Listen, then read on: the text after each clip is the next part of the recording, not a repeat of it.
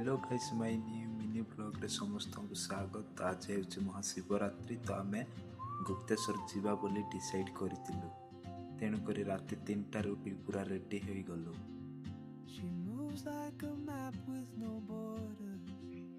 Ready हो सारा पर चा टिके बसैली। चा रे टिके अदा पकेबी बोली टिके चेंची देली। चेंची देकी चा हो गला पर चा टिके पी देलु। पूरा स्पेशल होता चा भी टे फी देलु तो सहित टे एनर्जी टे आसु बोलिकी टे फी देलु। आउ फी दे सारा पर टे समय बसिकी आम टे गप टे कलु। तापर बाहरी पड़ू ये आम रूम टे बाहरी पड़ू।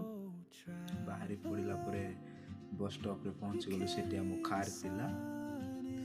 कार पार्किंग रे से कार रखाई तो कार से कार पार्क को गलु। बाहरी पड़ू तापर यहाँ जयपुर टाउन तो देखी पारे जयपुर टाउन के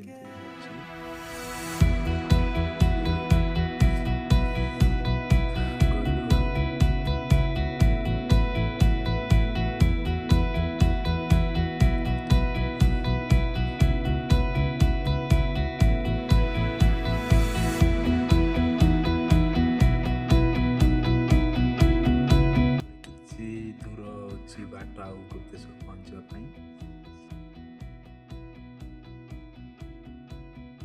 गुप्तेश्वर घाटी रे पहुँची गलु।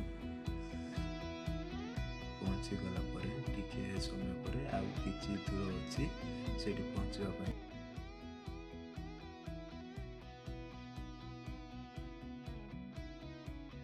तो फाइनली आमे पहुँची गलु गुप्तेश्वर।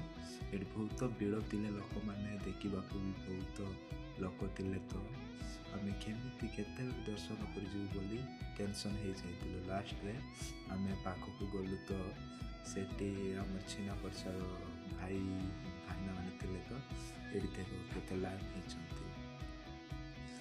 तापर आम फाइनली पूजा पूजा करिकी टिके आसिलु बाहर। बाहर आसिक टिके बसिलु। बसिक टिके एंजॉय करतु।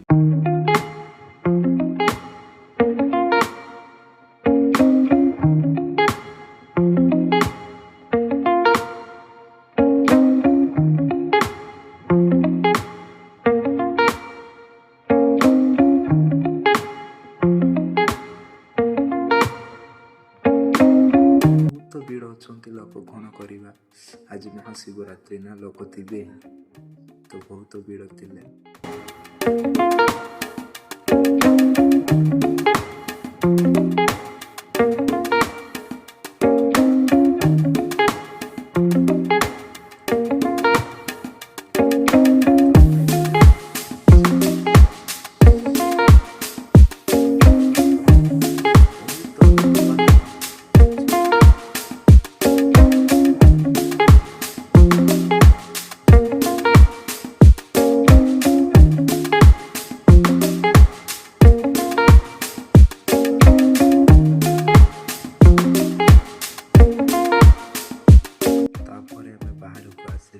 तो भाविलु नदी पटे टिके जीवा बोली तो सियाड़े टिके बुलवा जाऊँ।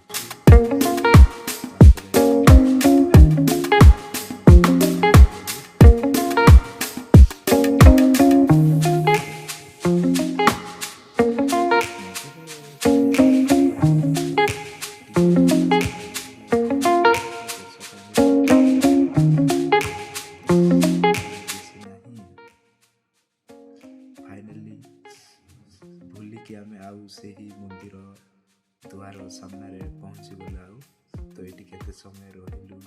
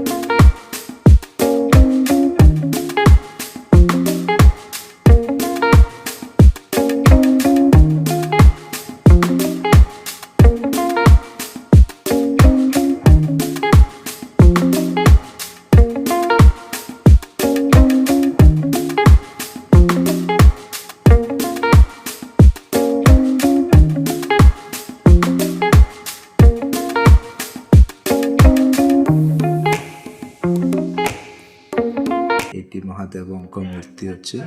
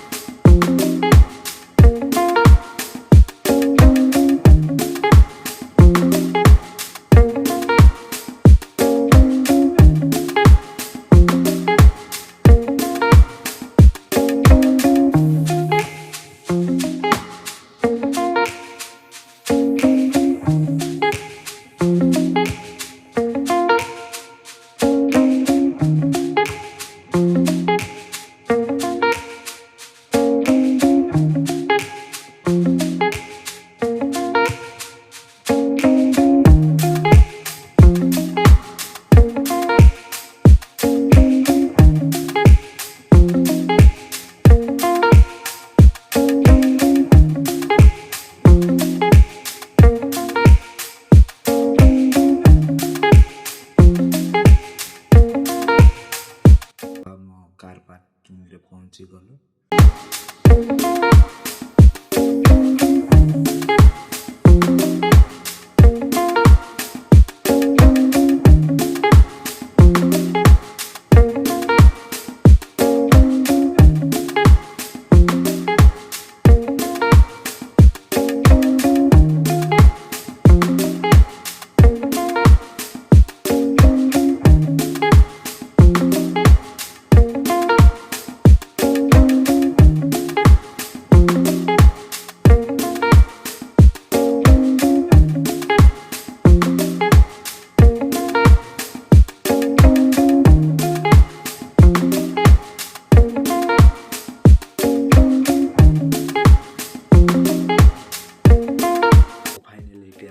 पहुंची गलु कार रे।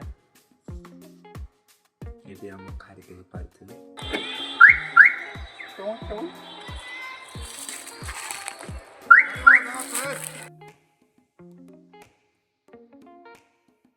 तो कार रे पहुंची गला परे आमे कार भीतर को बसुछु।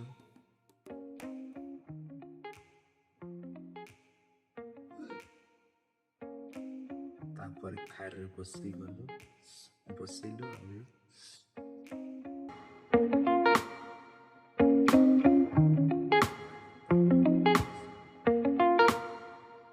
तापरे जीवाको बाहरिलु।